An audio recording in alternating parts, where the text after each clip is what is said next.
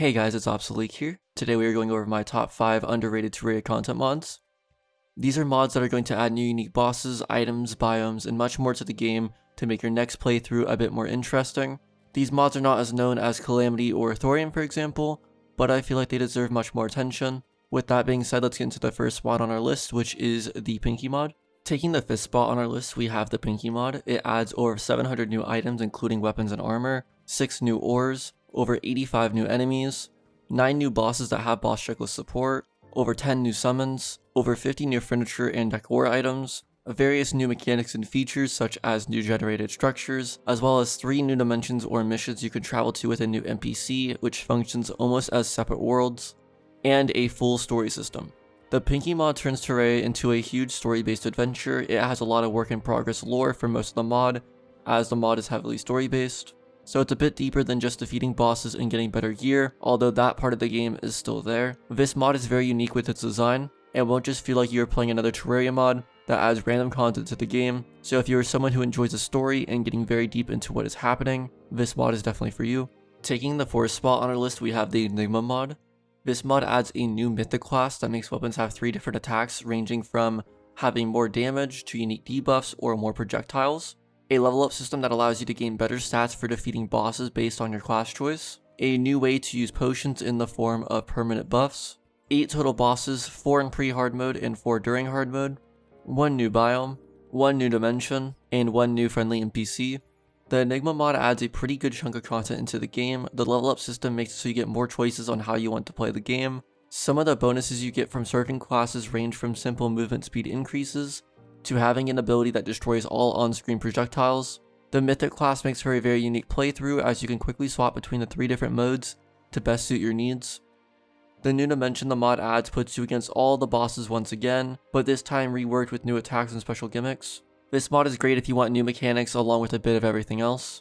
Taking the 3rd spot on our list, we have the Gensokyo mod. This mod adds more than 180 new items, 17 new vanity sets, 11 new enemies not including boss minions, 15 new bullet hell styled bosses plus 1 mini boss, 9 remixes of Toho boss themes, a new town NPC, a new mini biome with full size biomes planned for the future. The Gensokyo mod is a smaller type of content mod. It adds a ton of incredibly fun and hard bosses to fight against, with loads of projectiles and attacks that will challenge all players including veterans. The bosses have anywhere from 3 to 7 different phases or stages each, which keeps things very interesting and moving.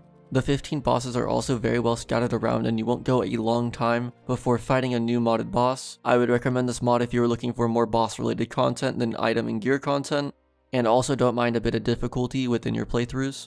Taking the 2nd spot on our list, we have the Qwerty's bosses and items mod. This mod adds 8 unique bosses with custom AI, a new Sky Fortress structure, 28 new accessory prefixes, 340 new items, 12 new armor sets, loads of interesting weapons for all classes including swords, magic weapons, throwing weapons, and summons, a new shapeshifter class. The Qwerty's bosses and items mod is very unique from every aspect. Nothing feels rushed or bland from the bosses to the weapons. Bosses have some really unique attacks beyond just dodging a ton of projectiles, making the fights a lot more memorable and satisfying to defeat. The mod has very unique weapons that aren't just swords that shoot a ton of projectiles for example. The shapeshifter class is awesome as well, you can even turn into a tank with it. I would recommend this mod if you're looking to have a breath of fresh air and play something that feels new, rather than feeling like vanilla, with some added content scattered around randomly, with no good progression flow.